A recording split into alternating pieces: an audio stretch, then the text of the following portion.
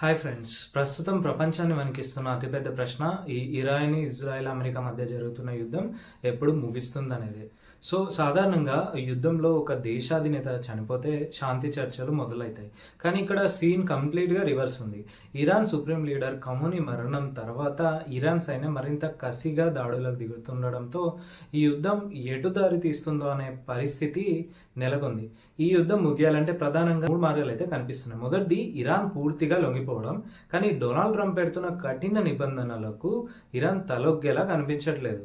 ప్రాణం పోయినా సరే పోరాడటమే మేలని ఆ దేశ సైన్యం భావిస్తుంది. ఇక రెండోది ఇరాన్ అణు సైన్యాన్ని ఇజ్రాయెల్ పూర్తిగా ధ్వంసం చేయడం. తమ ఉనికికే ప్రమాదమని భావిస్తున్న ఇజ్రాయెల్ ఇరాన్ అణు కేంద్రాలపై నిరంతరం దాడులు చేస్తూనే ఉంది. అవి పూర్తిగా నిర్వీర్యమయ్యే వరకు ఇజ్రాయెల్ వెనక్కి తగ్గేలా లేదు. ఇంకా మూడోది ఇరాన్ లోపలే తిరుగుబాటు రావడం. నాయకత్వం లేకపోవడం, ఆర్థిక వ్యవస్థ దెబ్బతినడంతో ప్రజలే తిరగబడతారని అమెరికా గతంలో ఆశించింది. కానీ ఇప్పుడు పరిస్థితులు దానికి కంప్లీట్ భిన్నంగా ఉన్నాయి. ప్రస్తుతానికి ఇరాన్ దగ్గర ఉన్న క్షిపణి నిల్వలు తగ్గిపోతున్నాయని కొన్ని రిపోర్ట్లు చెబుతున్నా యుద్ధం ఎప్పుడు ఆగుతుందనేది మాత్రం $1 మిలియన్ ప్రశ్నే.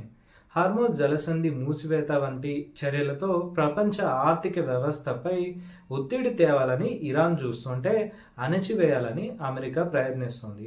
ఉక్రెయిన్ లాగే ఇది కూడా ఏళ్ల తరబడి సాగుతుందా లేక ఏదైనా అనూహ్య మలుపు తిరుగుతుందా అనేది వేచి చూడాలి.